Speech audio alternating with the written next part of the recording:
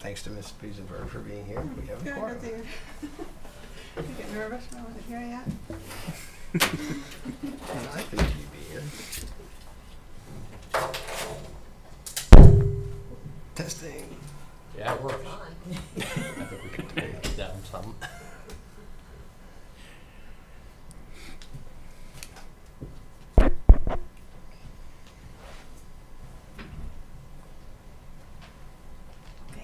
We ready? We're recording. All right. We'll call the June 1st Utility Commission meeting to order here at about 8:30 a.m. Ms. Hall, would you please call the roll? Mr. Zick, Mr. Ball, Present. Mr. Miller, Mr. Reinhardt, Here? Ms. Busenberg. Here. Great. We do have a quorum. All right. Did everyone have a chance to look at the meeting minutes for May 4th, 2023? Yes. Okay. Any additions or corrections? Make a motion to accept the minutes? I'll second that. Okay. All in favor? Aye. Aye. Those opposed?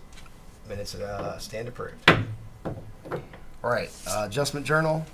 Looked pretty straightforward. Any questions, comments on that? It's pretty short. Is there a motion to approve the adjustment journal? It didn't have a date on it.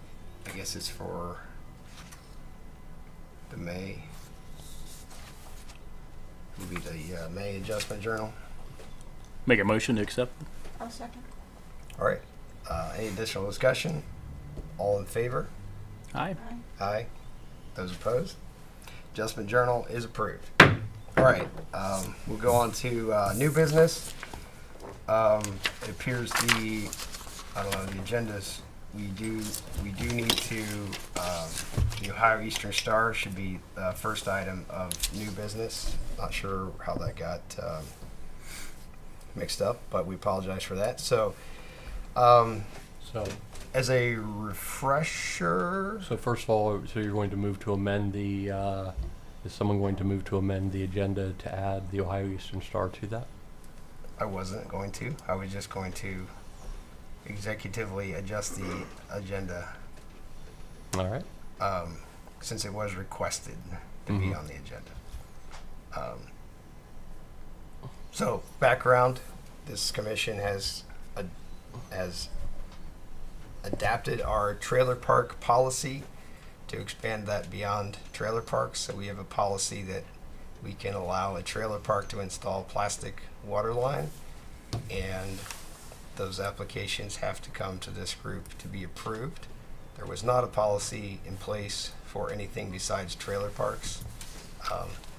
At the request of Ohio Eastern Star, we are entertaining the consideration of their use of non-ductile iron water line inside their campus. So I guess at this point we would invite your organization to describe the request. Please identify yourself and say your name. Thank you, Mr. Ball. My name is Kim Rose, and I'm an attorney for the Ohio Eastern Star Home. It's my pleasure to be here this morning. Welcome. So, a little bit of a background. Over the past number of years, and more specifically the past number of months, the project developer, which is called ECS, which is a nationwide developer for nursing home, hospital, medical complex, has been working with the Ohio Eastern Star Home for their independent living project. Many months ago, when the planning was taking place, they discovered that the ability to acquire ductile iron piping, better known as DI, was going to be a real issue. They could only get estimates of when the piping was going to become available and deadlines for the financing and everything else. They just couldn't simply figure out when they were going to be able to get this piping, if at all, given the nature of the construction industry at this point in time. What was available was C900 PVC water piping for this project. The Ohio Eastern Star Home, working with ECS and their team of water specialists and engineers and suppliers, determined that using C900 PVC piping was appropriate for this project. Now, as Mr. Ball pointed out, this is a private project. It's DI piping comes up to the Ohio Eastern Star home, backflow, everything is proper with that, and this will go into the Eastern Star home private water line, if you will, for these independent living projects. It was our belief, Brian, I think I'm telling you the truth, city engineer was very much aware that it was the Ohio Eastern Star home's desire to use the 900 PVC piping, and we felt, based upon certain email communications with you, that this would be an appropriate use if the Ohio Eastern Star home assumed the liability for whatever would occur with this piping. And the Ohio Eastern Star home says, even to this day, we will accept that responsibility. We've done our due diligence. We've went through our engineers. It's an industry standard to use this. We will accept any responsibility related to the use of this piping. What we didn't understand until recently was that the city has a concern with C900 PVC piping due to its use of a particular disinfectant. And when Ohio Eastern Star home became aware of that, and there was a citation to the city of Hamilton, Ohio, as to problems that they had had with a type of plastic piping, that we went into a major due diligence review of what was appropriate and not appropriate. What we learned was that Hamilton, Ohio used a type of plastic piping called HDPE. And for this board to understand the issue today, you need to understand that there are basically three types of piping used in water projects: ductile iron, HDPE, and a separate type of plastic, which is the C900 PVC. And the reason that that is important is because the city of Mount Vernon uses a disinfectant called chlorine dioxide. And in Hamilton, Ohio, they believed that the use of this chlorine dioxide, and by the way, less than 1% of all the water treatment plants in the United States use this particular disinfectant. Hamilton, Ohio, Louisville, Kentucky are two major users of this. And with HDPE piping, there's a gasket that is in there that it's, the research on this is saying it could be the problem for Hamilton, Ohio. Now, you have to understand that each type of piping industry has its own research. Ductile iron has its research, HDPE has its research, and obviously PVC has its research, and then there's a third Waterways Institute that I'll give you information on that. But all of them kind of point their finger at this HDPE piping, saying this use of this chlorine dioxide could be a problem. I think what happened was that Mr. Ball got some bad information that Hamilton, Ohio HDPE was someone related to PVC piping, and that is incorrect, and that's what our research indicated. And in fact, our research shows that the C900 PVC piping is probably as good as, if not better, than the DI, and it is not affected by chlorine dioxide.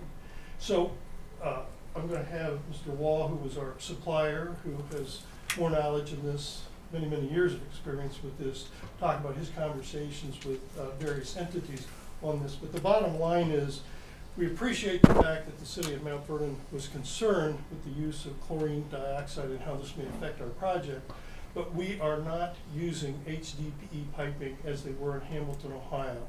We are using C900 PVC piping, which is unaffected by this particular disinfectant chlorine dioxide, and therefore we are convinced that the use of this pipe is equivalent to the use of ductile iron, and we're ready to move forward, assuming the risk of using it. With that, I will answer any questions. If not, I'd like for Mr. Wall to come forward. He is available to answer any questions you've got that are more of a technical nature. Great. Yeah, we would welcome him to talk about that. Very good.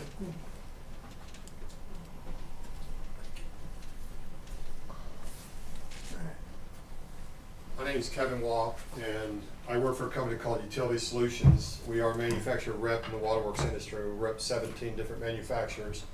One of the manufacturers is JM Eagle Pipe.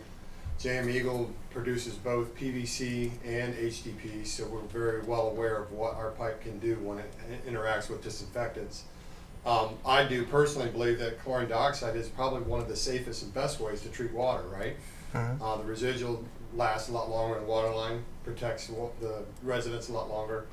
And there are interaction issues that are out there. What happens actually with HDP and why it was an issue in Hamilton, I believe, is because with HDP, to keep it from pulling out of restraints for fittings and everything else, you need to use stiffeners. And the stiffener goes inside the pipe, and when the pipe reacts with chlorine dioxide, the inner lining of the wall is affected. About 30% of the wall is affected, which makes it a little bit more malleable or soft. And so it's not like the homeowner or customers or people consuming the water will be drinking plastic. Instead, the stiffener no longer has bite. And so when the pipe moves, there's a large coefficient of expansion and contraction with HDP. And so that has to be taken into account when you're trying to restrain that pipe. There are large entities in the United States, like Fort Wayne, Indiana. Everything they're doing now to replace all of their water lines is all HDP underground. They're replacing every inch of cast they had from years in the past to now where they're only putting HDP water lines 12-inch and larger through for their main lines. I'm not 100% sold on that being a solution, but they've done their due diligence and believe it's the right way to go.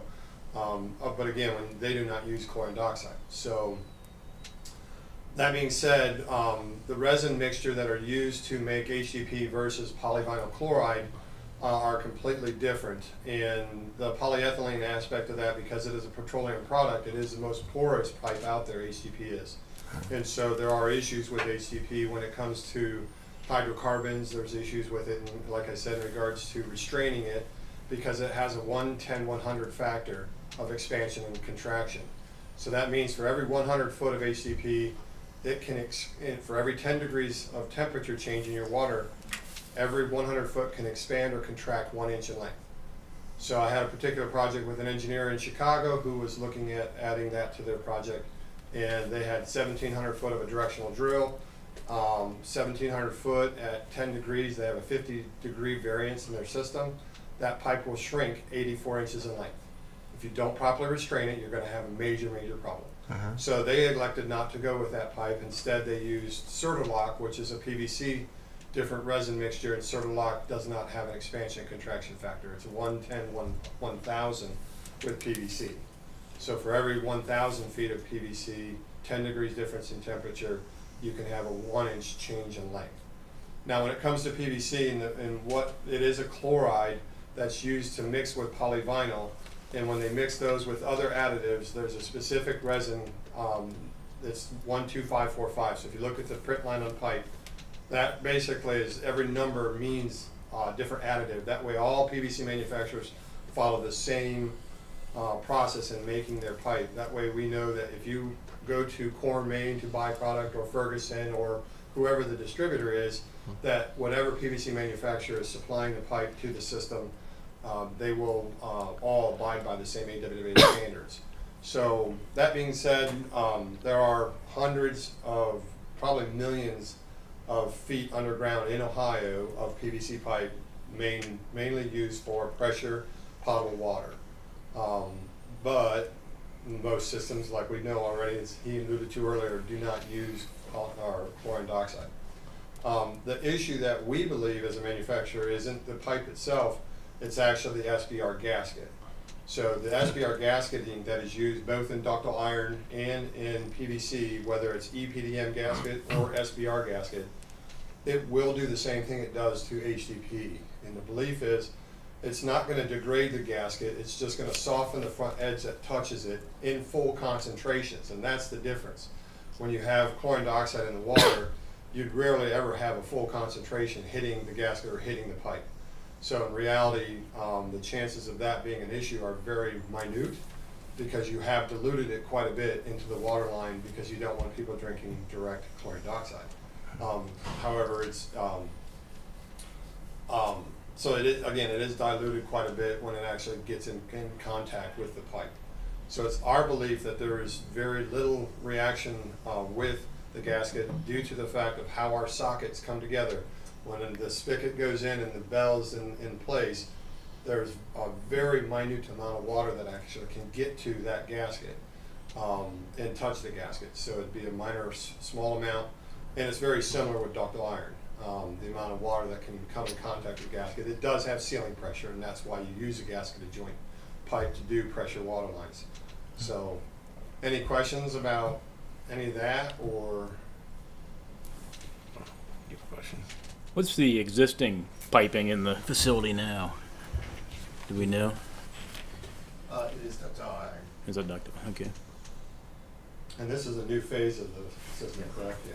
So this is all put up in ground, but the southern part of the property is ductile iron. Related to that question, can you mix and match ductile iron at the Yes. intersection with PVC? Yeah, so PVC, obviously, all pipe manufacturers have decided to make pipe match the size of ductile iron, cast iron OD. So, because in the past, in the early 1900s, all that was going in the ground was cast iron pipe, and so ductile iron, the only thing they did to change ductile iron to be more ductile was add magnesium to the mixture. And by adding that, it made the cast iron less brittle and more ductile, allowed to bend and move a little bit better with our ground and earth shifting, and hammers on our water lines, obviously. And the hammer could be just the fire department shutting off the hydrant too fast. We know that, right? Mm-hmm. So Working on some training with that here a little bit. So I do rep a hydrant manufacturer, so we talk a lot about that. So those kind of things are a factor. Now, in reality, on this job, I believe it's C909, correct? Which follows AWA classification of C909, which is the exact same resin mixture that's used to make PVC. The difference is just like this water bottle right here, or this sanitizer bottle. This bottle started as an ingot only about 1.5 inches long. They put it in a pressure vessel and they blow it up into that shape in a mold. When we make C909 pipe, we take PVC pipe, 4-inch pipe, and we blow it up into 8-inch. By doing that, it cross links the polymer and makes the resin very tight. So that's one of the other reasons that makes this pipe that they're proposing for the project actually far better and less susceptible to attack, because the polymer is much tighter, which gives it 4 times the cyclical strength. And we actually gave a contractor in Ohio 5 sticks of pipe, asked them to try to break it, and they couldn't even break the very first one. You can actually fold our pipe in half in a trench box, and it will still hold pressure with a 30% tear in the wall. So, very good pipe for this type of purpose. So Now, does PEX fall under the HDPE it does. classification? Yeah. So, So PEX is a polyethylene. Okay. It's cross-linked polyethylene. It's the same idea as C909. Mhm. They take standard HDPE and they blow it up in a pressure vessel with a lot of heat, and they create PEX. There's 3 types of PEX: PEX A, B, and C. B and C are the blue and the red you find at Lowe's or Home Depot or at a plumbing house. Those are usually straight sticks of pipe, and you sweat them in or fit them into the line inside the house. There's a PEX A that's made with heat and pressure, and that's actually called Rayhow Municipex, and it has a much better performance when it comes to hydrocarbons and also to chlorine, because again, they've stretched the polymer, which has made it much tighter, and cross-linked it, so it makes it stronger and more susceptible to product. But so that's a little different type of product. But yeah, PEX falls under HDPE. okay. So that's usually used on service lines. So you have the main lines carrying all the water, ductile iron size pipe, which would be PVC or ductile iron, or right in today there are some systems that still use HDPE, but then from there to the service, to the house or to a business, you run service tubing, and that's where the PEX comes into the equation. So Right, and I think that's also a question. So our standard for service is K copper, and this is a also a request for variance. What are the service lines? Do you guys want to? Does someone want to speak to the material type of the service lines? We did C900 as well. You're running service for a service line? Because the smallest line we have is 4-inch. Are you running 4-inch to the building? Because it could be, okay. It's an inch and a half. I'm sorry, I don't know the answer to that question right now. So. If your standard is copper, there's no problem with doing that, because I would not recommend PEX with chlorine dioxide. Yeah, it's not a PEX pipe. Yeah, as long as it's not PEX or polyethylene, the two of those fall under the HDP umbrella, and both have interaction issues. And again, it's that in order to keep it from, because of the expansion and contraction factor, if I was to run 100 feet of pipe from the main line to the house, which is generally pretty accurate to the distance, and if you have a 50-degree or 40-degree differential in your water, because you're pulling, do you pull from the river or you deep well? Well, we are a deep well, but this is coming out of a nearby underground storage. Okay. So it could be supplied by something. It's going to be ground temperature. Okay, so ground temperature is going to be higher 50. variability. 54 degrees. yeah? 54 degrees. You're going to get 54 So you're going to degrees have water. that 100 foot of pipe can change 5 inches in length. So if you don't properly restrain it at both ends, it's an issue. And why the restraint is important is because the chlorine dioxide will eat away at that inner wall. The stiffer no longer has bite, and the pipe can actually pull out of the surface. That's really what was happening in Hamilton, Ohio. Because of the movement, they didn't take into consideration, and one of the ways you do that is when you lay the pipe in the trench, you want to kind of snake it. You don't want to pull it taut, because you need it to grow and shrink and do other things. There's many millions of feet of HDP service tubing in our systems in Ohio and throughout the United States as well. Again, for chlorine dioxide, I wouldn't recommend it as a service tube. I would definitely recommend looking at copper or another alternative. So, Great. Is there a way you can check with your team quickly and let us know your request? I think he's asking. Yep, to I see leave the some room. communications going on. Yeah, get that right now. Yeah, okay, because again, that was the request was a bundle of two types of variances because of the larger lines and the service lines, because they have the, we call those the villas, is that the right term? What's your out? Sure. I don't know what the right term That's is. fine. It's been a while since we looked at the plan. It's cottages. Cottages, yes, cottages. Okay. Sorry, I apologize. I want to get the terms right. So that was the concern. Maybe we'll have another one question is, the site has been built in multiple phases, and just our one concern is if the fire loop is an open loop, or if it does have a backflow for the 10-inch line that sort of encircles the campus. So are the I have to ask you, I believe it is a closed loop, but I'll verify. yeah, we need to check that. Yeah. Okay, we can take a momentary pause to allow for. But before we do that, does anybody want to know Mr. Wall's qualifications? I should have asked him his Oh background. yeah, I know him. So if you want to go ahead and present that, that would be good. Yeah, sorry, I should. I just didn't want this, that we pick somebody out from the street here.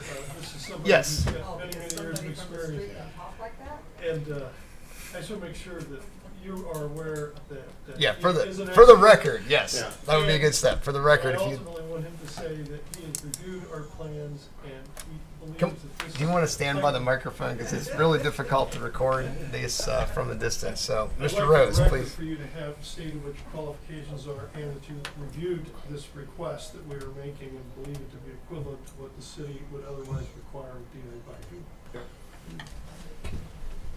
okay. So again, I stated earlier, my name is Kevin Wall. I work for a company called Utility Solutions. My background is when I was going to college at Bowling Green State University, I needed to pay for books and other stuff, and I relied on my military training to get me through college and used the GI Bill to do that. But I also needed more money, so I worked all the way through college for the city of Waterville. At the time, it was a village, and I was a general laborer. But as a general laborer for a village in Ohio, that means you're a jack of all trades. You work in the water department, you work in the sewer department, you work in the building department, streets department. We actually service all the police vehicles and everything else. So I learned from that aspect. applied that to the business degree I got from college, it doesn't make a whole lot of sense. But with that knowledge, I went out into the business world and stopped working for the village, started working in the banking industry where I ran up the corporate ladder there, and they moved me from state to state, ended up back here in beautiful Knox County, Ohio, where we found we do not want to leave Knox County after living in 10 houses in 15 years in 3 states. So about 2018, I got contacted from a friend of mine who knew my background, knew I worked for a city and was a manufacturer rep. And our manufacturers are good usually at doing one thing, that's building product, right? They're not so good at doing these type of meetings and explaining, because if you put an engineer in front of a mic, they might tell you, you don't know what you're talking about. I know because my dad's an engineer, my son is an engineer. My son graduated from Mount Vernon Nazarene with a mechanical engineering degree. And so I should have been an engineer, and I know that, but I decided to go business route instead. So that's kind of my background. I started working back and working with our manufacturers in 2018 and have worked with them since on all the different products and processes that we put in place for primarily just water lines. We do deal a little bit into service lines and sewer lines and storm water as well, which is where we saw each other last time. So it's at the Stormwater Conference. So Okay. now, as far as the plans in this case, I have reviewed the plans in regards to the I looked at the PVC, that's why I didn't know the answer for the service tubing. So did you find an answer for that? Yes. If you would- Yes, polyethylene. If you would just come up, introduce yourself, Sure. as and then tell us what's going on. I'm Jordan Mickley with ECS. So the service lines that we're proposing is the CTS polyethylene. So Which is, okay. So if you were to use it, again, when chlorine dioxide interacts with HDP pipe, it does not break down the pipe. It softens inner wall thickness, and it softens 30% of it. So the issue with that would be, as long as they leave enough movement capability, then it will not pull out. But that is the cause and effect that happened in Hamilton to the reference materials and what you specified in your findings. So that's a determination whether that would be an issue or not. Because HDP, that is an HDP polyethylene. It's the high density polyethylene is what HDP is. Polyethylene is still part of the same pipe, so it's copper tube size polyethylene when you reference CTS polyethylene. So there's many systems that do use it for that, and it does perform. My question would be back to if they're willing to accept liability, knowing that they have to treat the pipe differently because of the chlorine dioxide. Is that would that change the determination of the board, or would that, I don't know the answer to that, so that's why. Well, that's what I think we'll have a discussion about in Right. a little bit. So Now, will that continue to soften, or does it only no, soften it's to only a about point? 30% of the wall thickness, and so as long as they've used stiffeners, you absolutely have to use stiffeners in this case. And that, with that being said, as long as they take into account every 100 foot can shrink 5 inches in length, if you have a 50-degree variance, that they have to leave enough pipe in the trench that will, allow it to move without pulling against the fittings. And that's where the issue comes in, is when it's pulled taut and put in straight because they want to save pipe. Let's face it, for the last 5 years, everybody's trying to cut the amount of pipe they throw away because it's been hard to get a lot of different material. Now, it's getting better. On the PVC side, we have hundreds of thousands of feet of normal sized pipe on the ground available for sale. Ductile iron is getting much better, as you alluded to when we talked, but it's not it's not good for end user contractors to get it sometimes. It's good for municipalities because of where our location is to a ductile iron plant, and where I know they'll peel off stuff and give it to you guys because they know how much you use it.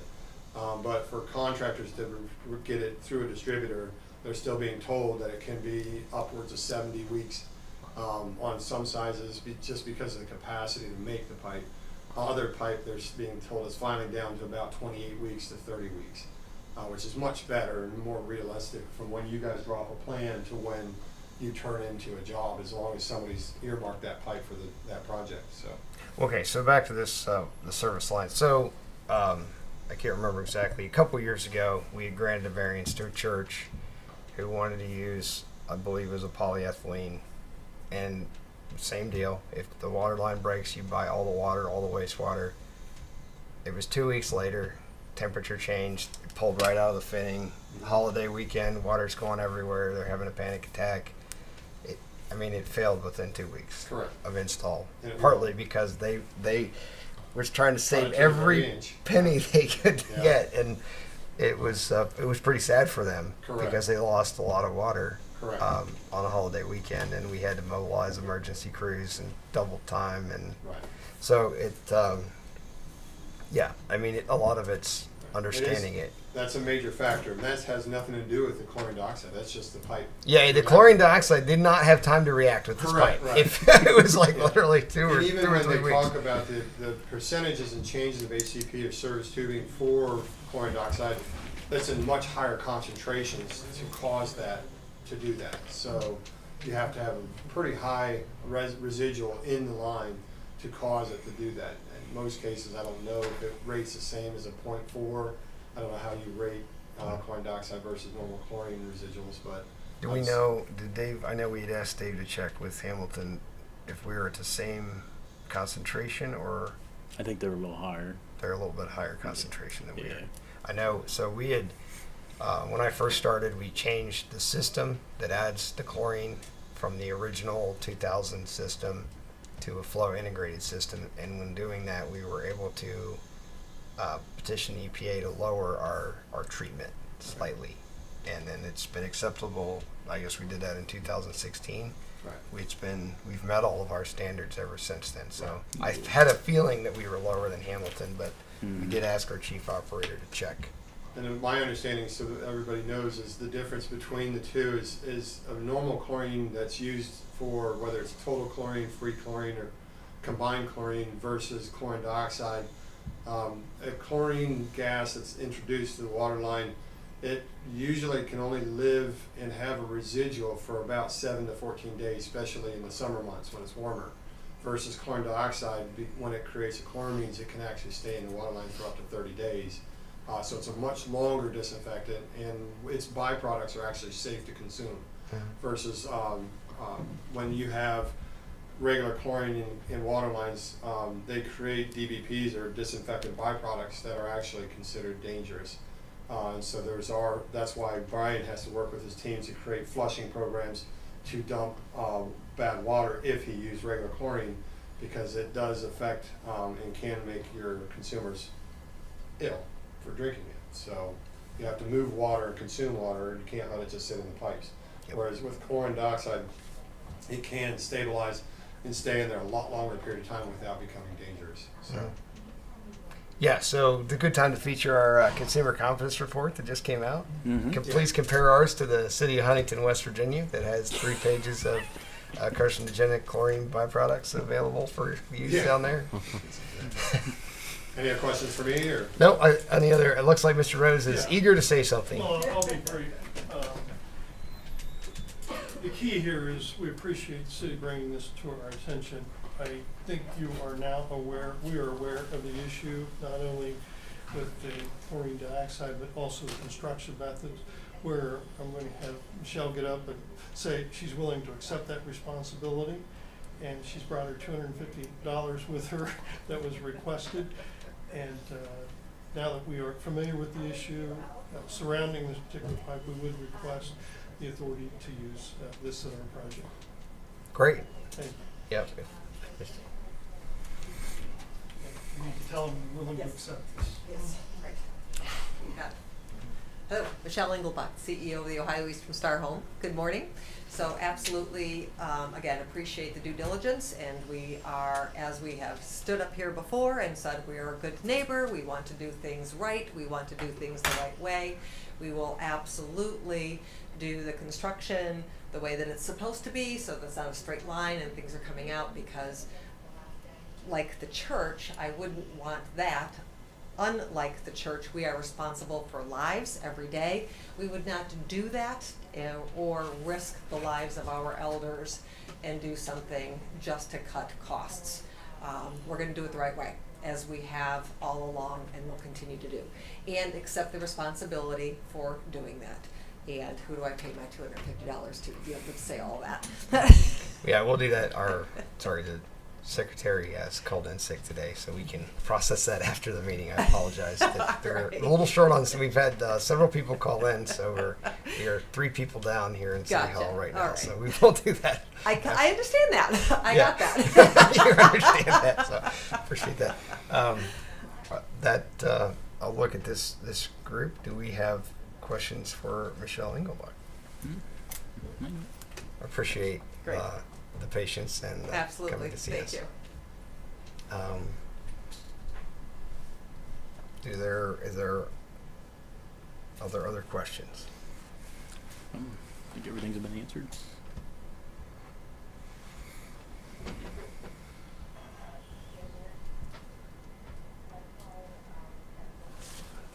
Rob, are there any legal perspectives we should?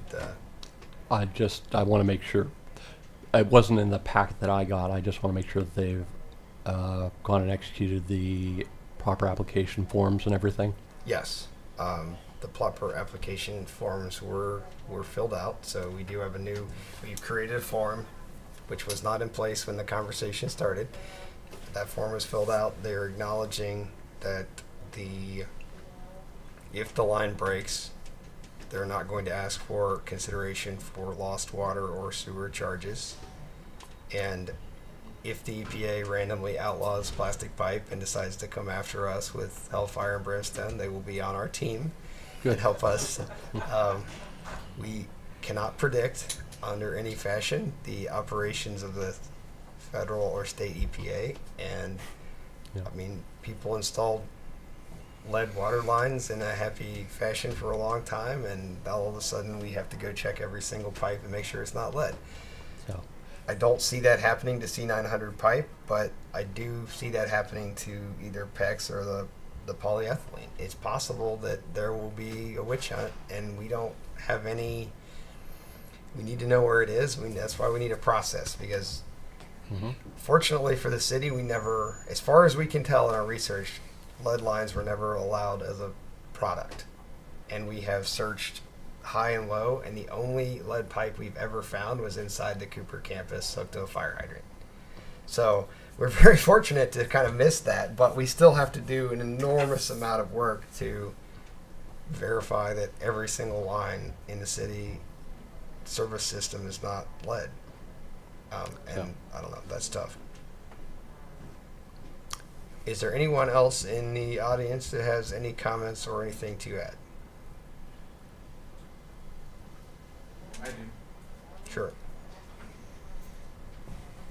To this subject. Yeah, Brad Cook, the billing office. So, do we have drawings identifying where all the plastic lines are going to be? My concern is in 10 years, when there's a problem, that we're able to identify it, because it'll come in through my office typically. Great. That is. So I want to make sure that we have something in process if we're going to start allowing plastic, and that there's different rules for that we are able to identify quickly, that there's different rules. Gotcha. That is a good point. So I'll turn back to the group. So the plans. So the plans that were submitted are for ductile iron, K copper, meeting all city standards. And basically, contractors like, well, we're going to submit this, but then we don't actually want to do that. So that probably we should require those plans to be updated to show what the intent is. Those should be resubmitted. So typically in 10 years, we'll be out trying to help find a leak or something like that, and there'll be a lot of confusion. I just want to make sure that we have things well documented, and that when it does pop up, that we have something that says, hey, by the way, there's this special situation out there, so that we're aware. We're not trying to figure it out in 10 years. That's a good point. The other thing, I mean, if you're inside your campus, you will be responsible for all your own utility locates. Do you plan on using tracer wire, or how do you, are you surveying the location of the pipe? How are you planning to document for perpetuity, how are you planning to identify lines and future expansion? So yeah, if you could talk to us about that. Sure. Because We do have plans that outline all the main lines and services where they're going. We will also do as-built drawings with locations of that as well. We can certainly, the design, the layout won't change, just a matter of the material, and that's been the discussion, so. So you're not planning to use tracer wire? We are doing, tracer wire. Okay. Yep. I think that's a good thing for the customer. Yeah. Okay, so you can, a small revision to the plans could be resubmitted, and that could be, for Brad, we would, because we have to, Document it on their account. right, and then we will create a different line style in our GIS system, and that way we will be able to see it. Because typically, if there's an emergency inside, outside of campus, where everyone responds, because again, you are defined as a critical user. So if something's going wrong, we're all going to pitch in, and that's just, where we find ourselves is with the academy. I think Mr. Rose, you probably had something in that. Is as the campus closed, we were given a map, 2 different maps, of one that our folks had drawn and one that the campus maintenance, the last person out is the maintenance guy, right? And neither one of those maps was correct, and their system was plastic, and the EPA mandated a connection to their system, but we never knew where the pipes were, and they were losing millions of gallons of water. And the Nazarene campus, we tried a couple times to work with them to map their system. They've had some computer failures, they've had staff changing, and they don't have a complete map of their system. And so I think it's really, those as-built drawings are unbelievably important as all of us pass the torch to the next generation, and documenting those things so that we know what we're looking for underground. Yeah, come on. So one of the other manufacturers I represent is Copperhead Tracer Wire. They are the forefront of tracer wire systems. And the first time I think I met Brian was back in 2018, and it was about using tracer wire even on some of your ductile lines. So if need be at the time, I do live locally, I live in Apple Valley. So if it is going to be done, the key to make it work 10 years from now is proper installation up front, right? So if it's installed correctly today, I guarantee it'll be locatable 10 years from now.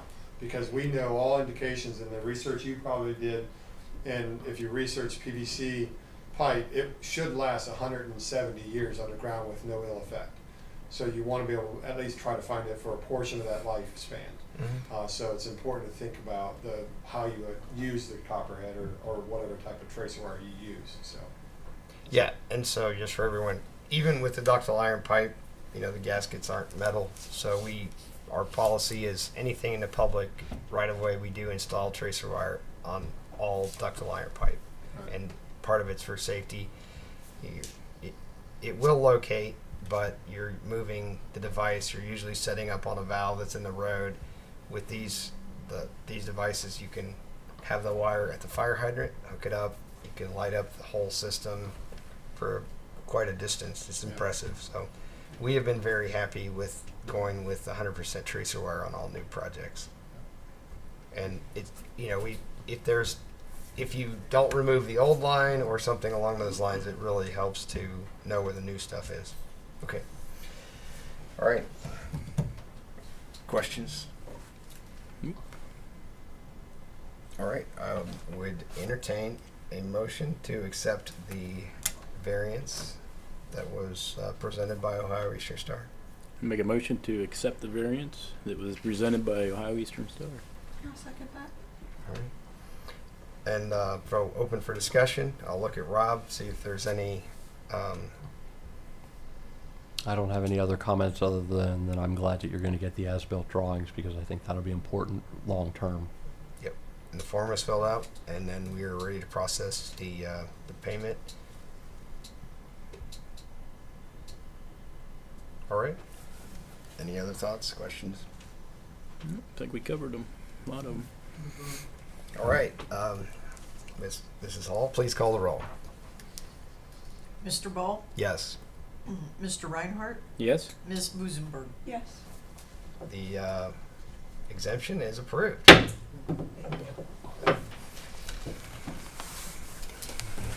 All right, thanks again. Who do I leave it? Um, Can I give it to somebody? yeah, you can Okay, thank you. give it to Rob right there. We'll we can email you a receipt. That's fine. No When we worries. get I know after where we- to find you. Thank you. Thank you. Oh, gotcha.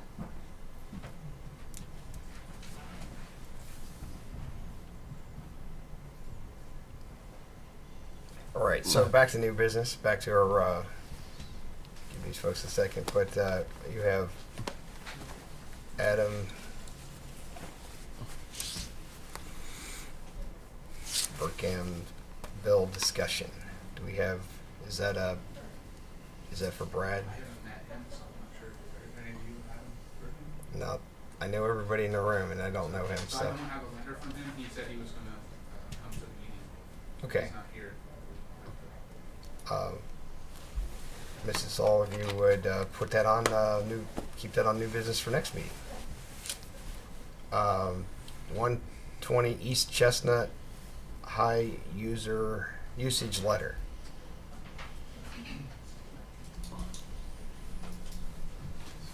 Okay, so I received a letter from Mr. Anderson. Excuse me. I can pass it out if you guys would like to read the letter. Sure.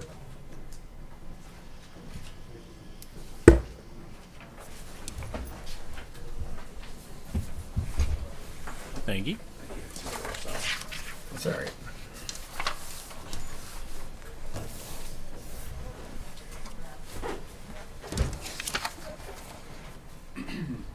So, Mr.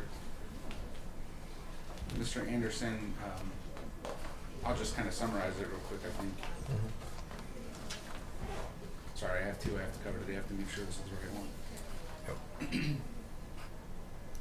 Okay, this letter is from a family that found out that their mother had passed in the shower. So she wasn't found for a couple of days. They are all out of state. So they asked if they could submit the letter instead of being on site today. And they're asking if there's any option to, I'm sorry, I got these mixed up again. Okay, I'm sorry. I got two today and they're very similar, so I apologize. This letter is a gentleman that was traveling and they arrived back home to find that their outside spigot had been turned on. This is 1200 East Chestnut Street. That's correct. It says this is the wellness check. Let's check. I'm sorry, did I get these mixed up? Linda Anderson. It says Linda Anderson, 1200 East Chestnut Street, just the second page. Okay, I'm sorry. This is the one. Okay, this is the one that their mother had passed in the shower. They've already switched the account over to their name, so they're taking over, and they did pay the bill actually. So but they're asking if there's any opportunity for forgiveness for some of the water and sewer charges, based on the fact that it's essentially an act of God that she passed.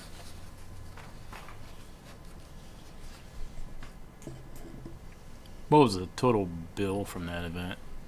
The bill has not been calculated yet because it was just last month, so it'll be on the next bill. So I don't have the total at this point in time. I did provide their previous, they've always paid up, they've always been in good shape. But the third page there will show you the excessive water usage. So that is our graph from April 3rd to May 8th. Oh, sorry, this is the assignment letter. Yeah. Yeah. So you can see the major spike there where the shower was left on. To calculate the actual dollar amount, I'll have to wait until the next bill gets produced, or go and calculate it manually. So it would seem as though that this might be premature, asking for a determination until we would see the final usage for next month. Well, yeah, I mean, my son, what we would typically do with a leak credit would be that we would go back and average the previous 3 months usage, and then we would credit the water usage amount. So if you guys actually want the dollar amount, then I can bring that back at the next meeting. Well, one of the things I asked Brad to look into was basically, you know, if this person was significantly under um, the minimum, Yes. that they- might be a way of you know, and this is a kind of a special case. I think we also want to give a lot of credit to our staff because their actions researching this high usage helped the family realize that their parent had passed away. So there's a lot of credit here to say that the water department actually figured out there was a problem and notified the police, and that's how this got resolved. So thinking about, you know, if they've been significantly under the minimum use, that would Yeah, they've never, so it's a single resident.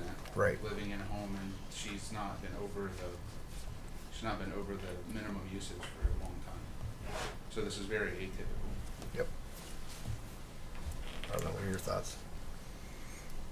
It's kind of hard to make a decision when we don't have a final Yeah. dollar amount. Right. So I I think would think, yeah. right. The framework is, you know, I think it's something we would definitely consider because of the, you know, being the previous usage versus this. So I think let's run the bill and let's keep this on the agenda for July. Now, can we get that, will it be broke out, a water bill and a wastewater bill? Yes, it will Would be be separated. one of them, okay. Yep. All right, and then you have, is it the 81 Wood Lake Trail Yes. charge reduction?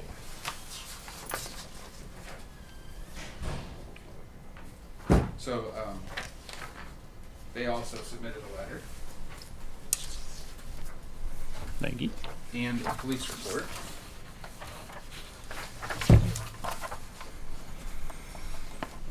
So I apologize for the confusion, but this one is the one where they were on vacation and came back to their outside spigot running. They're not sure how or why this had happened. They're assuming that somebody was maliciously trying to run water or use water.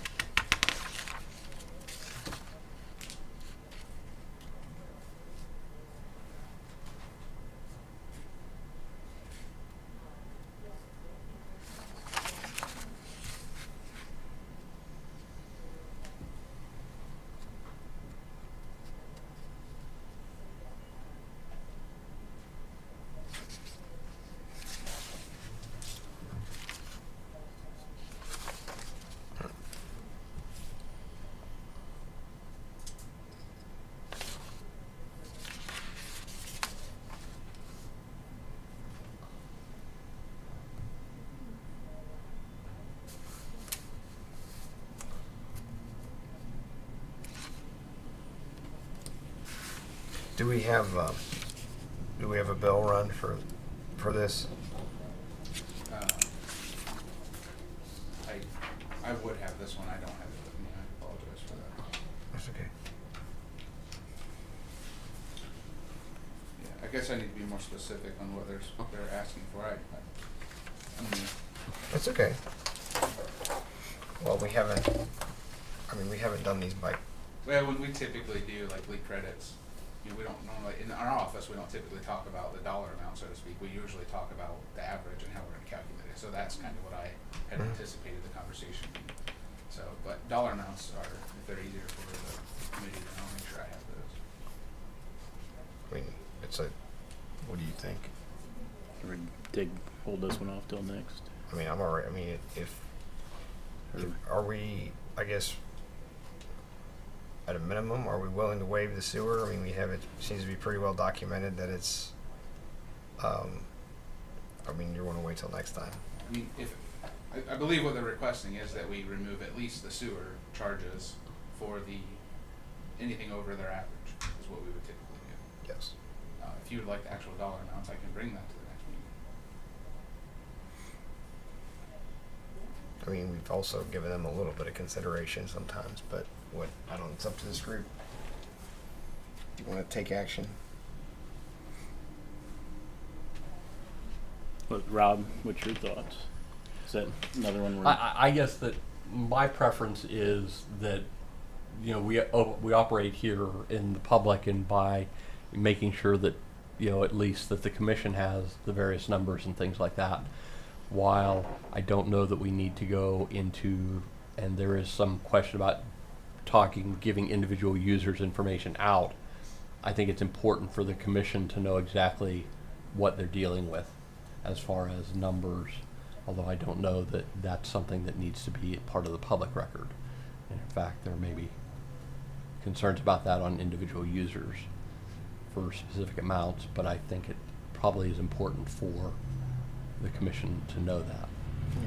So I can bring back the amounts of water and CF and the dollar amount to the next meeting if you like. And I'm I'll okay with that. I'll start organizing stuff that way from now on. have they been billed for this, or? Yes, well, the bill that went out, goes out today, we'll have that. Right. Do you have a process to where this can be set aside so they're not accumulating late fees while this is being deliberated? I don't have a process, but I can do that manually. Okay. I would feel that, you know, these are most likely going to receive a credit, and I don't think it's fair to accumulate late fees on things while we're in a, you know, Right. request for information state. Okay. I don't know that that needs a vote, but No. okay, because it's not over the $500. You have the purview to make those decisions as the assistant director. Yep. It's within your $500 limit. Okay, let's keep moving. All right. Do you want to talk about Gambier while you're standing there? We'll switch the order. Gambier is definitely one that we will not be able to calculate till next month, because that just recently happened. Yeah. So I have the usage amount, but I don't have any of the calculations on that either. Right. So my understanding is there was a piece of equipment failed in our shared control box and their water tower overflowed. That's basically all I know. And they sent us some data. You have data, and Two 1-hour sessions essentially it overflowed. It's not a major amount difference, but it's possible that there's not even a spike really. So we'll have to calculate that once that goes. and it's difficult because this is while the campus was closing down. So they would have been ramping down on usage during their overflow, and it's possible it might not even be calculatable. But that's And I believe, isn't the valve that failed the city of Mount Vernon's valve? yes. Well, it's a solenoid. It's the piece that controls the valve failed. Okay. At first, we didn't know, so both parties responded Right. to the incident. Yeah. So it's our equipment. I don't, I'll get your total value, but I would think it's our equipment that failed, so I think that would fall under us. But I don't have the cost on that one yet because it happened after this last one. Right. So we just, I guess, want to make sure we have a good packet for next time. Yep, I will for that. All right. Let's keep on time here. Okay, Parrott Street sanitary. Okay, so when we did the Parrott Street South Main Street intersection project, the health department asked us to run sanitary sewer to the part that is called Parrott Street Extension, which is the old Conley's building for those of you who've been here forever, and it's now the what is it? The food. What's this? Dollar General. And that building is on a septic tank that is next to a gravel pit. And then the building has been subdivided, I believe, now 4 times. And the health department has continued to find that the septic system is unacceptable and non-functional to the current flow rate.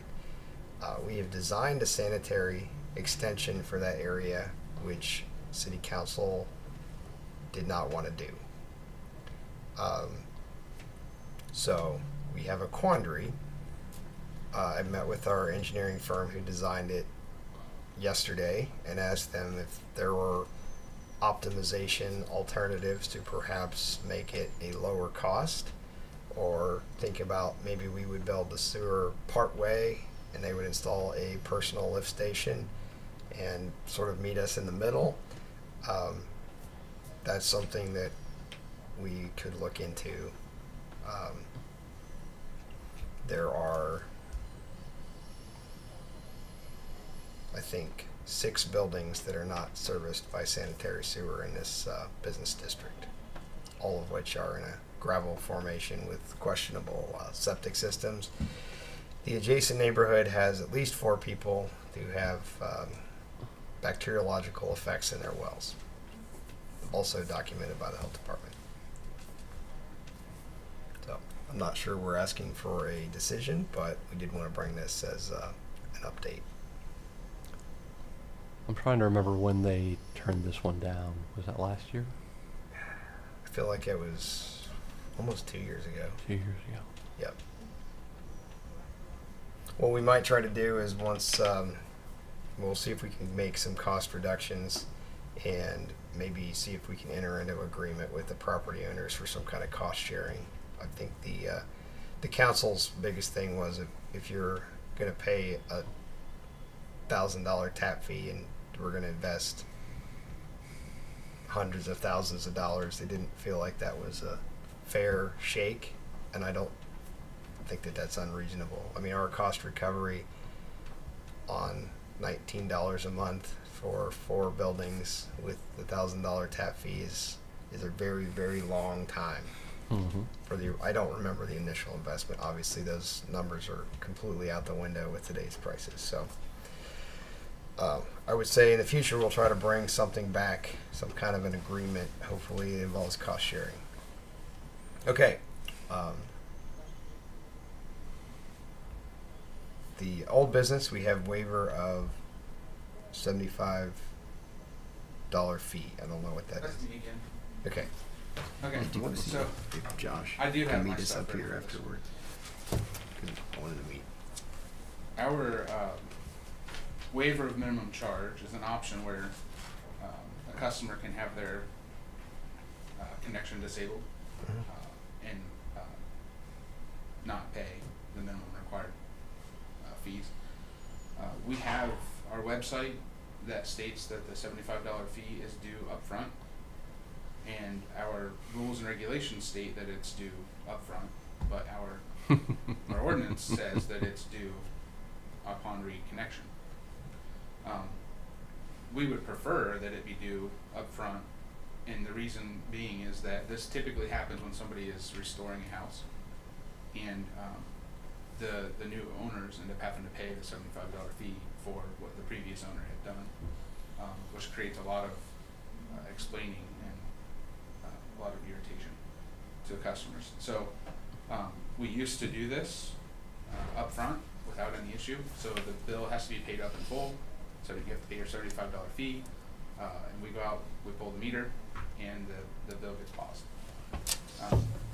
When Tom came in, he read the ordinances and decided to move it to the end, which created a lot of confused customers and dissatisfaction. So we talked about this a couple months ago, I think, and I don't think we actually made a decision to change the ordinance.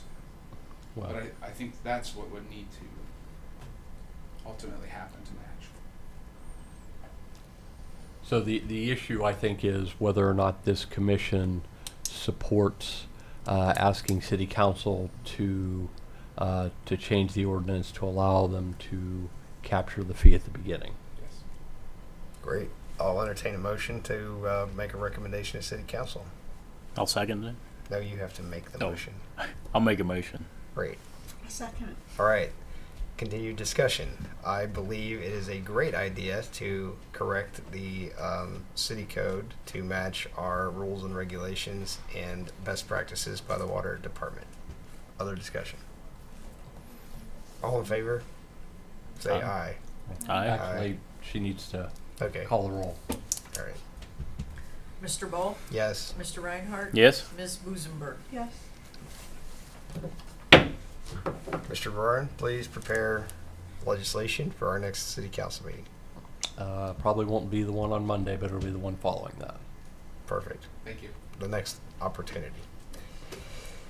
All right, Buckeye Edition, just a quick update. We need to, I believe we've already voted on this. We'll be bringing that to the next city council for approval for bid and award. We were hoping to give a brief to our city council folks who are hopefully watching. We want to emphasize that this is a significant partnership. This is a county project. It is the county's community development block grant. We will be their agent in building this project and their partner. The township is putting in ARPA funding and also paving funding, and there is this is also Ohio Public Works and utility funds going in to build this project, where we earlier stated there are 4 people who have bacteria effects in their wells and it's undrinkable. And this brings water to folks that are in Clinton Township and our close neighbors. So, questions? I believe we voted on this quite a while ago. Emily brought this to the commission. We've just been, we are waiting to hear on a grant from what used to be called House Bill 168 through the ODOD, and we're hoping to hear very soon that we could go to City Council with some good news that we got another party helping to build this water line, but we don't know yet. Anything else for the good of the order?